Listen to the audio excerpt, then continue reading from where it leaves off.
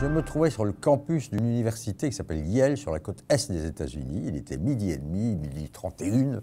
Je vois arriver, j'étais en train de filmer un professeur de lettres pour une émission de télévision qui s'appelle 5 colonnes à la une, et je vois arriver du fond du campus une silhouette qui s'agitait, qui agitait ses bras, qui hurlait quelque chose d'incompréhensible. Petit à petit, j'ai reconnu, c'était un des étudiants qui nous aidait pour notre reportage, et il nous a expliqué qu'il venait d'entendre à la radio que Kennedy venait se faire tirer dessus à Dallas. J'ai vécu un moment très étonnant en conduisant ma voiture pour aller à New York récupérer un avion pour aller à Dallas. Je voyais peu à peu le deuil s'emparer de l'Amérique, c'est-à-dire les voitures qui s'arrêtaient sur le bord de la route, les gens qui dans les stations-service descendaient le drapeau, le mettaient en berne, des moments extraordinaires qui me démontraient que petit à petit l'Amérique la prenait, parce que à l'époque, il n'y avait pas les portables, les Twitter, le blog, les chaînes Tout Info, et donc la nouvelle s'est répandue comme ça, et j'ai vu littéralement la sidération qui s'emparait de ce pays.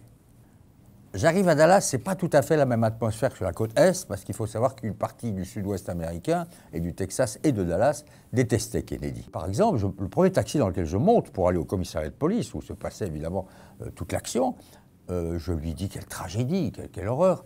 Et il me dit « It was about time », avec son accent texan, ce qui veut dire « il était peut-être temps ». Sous-entendu, il fallait flinguer.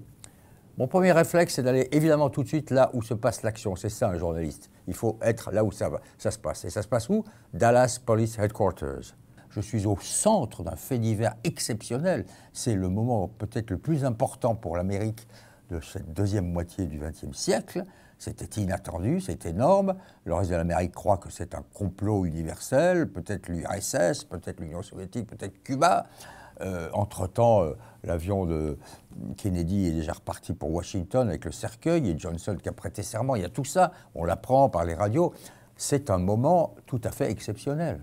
Je me renseigne, je prends des notes, je me mets à essayer de comprendre où sont les choses, qui fait quoi, qui est ce bonhomme avec ce grand chapeau et ce nez rouge. C'est le capitaine Wilfrid, c'est-à-dire celui qui interroge Oswald. Et puis voici que débarque dans le couloir, encadré par deux grands flics avec des chapeaux, Lee Harvey Oswald, assassin présumé. Je l'ai regardé comme je regarde un interlocuteur dans les yeux. Je n'étais pas le seul, on était tous là à le regarder. J'essayais de scruter le visage pour comprendre ce qu'il y avait derrière cet homme dont je me disais, est-ce un assassin? Est-ce lui? Et je regardais ses yeux, je regardais surtout quelque chose qui m'a frappé, c'était une espèce de petit rictus au coin de la lèvre, ce qu'on appelle en anglais un smirk, un rictus, un sourire qui veut dire, selon moi, c'est comme ça que je l'ai interprété, moi je sais des choses que vous ne savez pas, et je suis aujourd'hui, en ce moment même, l'homme le plus célèbre du monde, et je vous emmerde. Beaucoup de sang-froid, pas du tout hébété ni affolé, niant totalement qu'il avait tiré sur le président. Il a toujours nié devant nous, en tout cas devant la presse, même si pendant les interrogatoires avec Fritz, ça s'est passé autrement, et un petit bonhomme tout à fait dérangeant.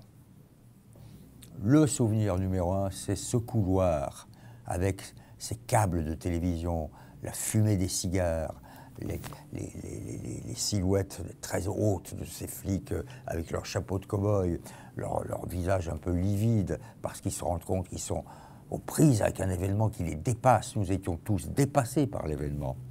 Et puis j'ai aussi un souvenir très fort quand même de ma rencontre et de mes conversations avec le capitaine Fritz, qui est le flic qui a le plus interrogé Oswald, le seul d'ailleurs, et qui avait l'air d'un vieux plouc texan qui en réalité était très très malin.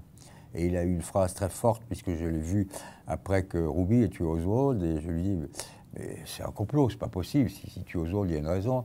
Qu'est-ce que vous croyez ?» Et il a fait cette phrase, il m'a dit « I believe what I believe ». Je crois ce que je crois. Je n'ai pas pu en savoir plus. Ce sont des souvenirs tout à fait inoubliables.